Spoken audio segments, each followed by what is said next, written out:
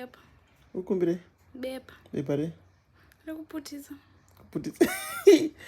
Ndokumbirawo wedu we. Ndokumbirawo. Kude?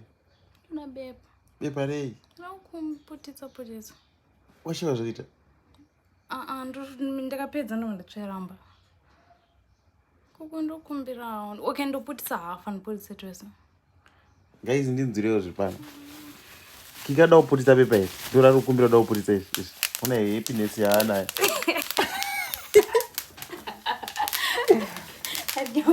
Umakwana here? Kukuti nonakidza kade. Ona. Ukanyatsotovaraira so unototiputisa twese wowa.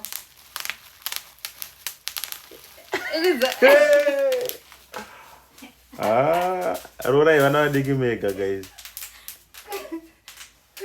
Inda uchasika kapwere kuda nai one. Getengire upindisene odaya.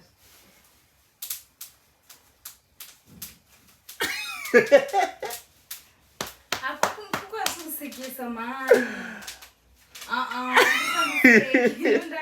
Ai, you're so funny baby. Kuya pano.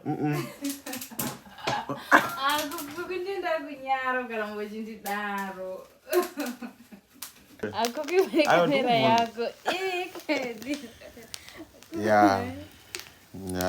Mombe. Mombe dzakaendera mahari. Izvi ukuite kiki.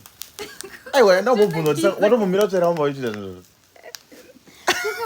Understand shaba ndinozvonakidza shaba tepipi parada ndapesera ona kuti azvoti pandaribata kaidazomwe wangu kubara zvokuti kade kuputisa tisa uku ndatoputisa chekutosarira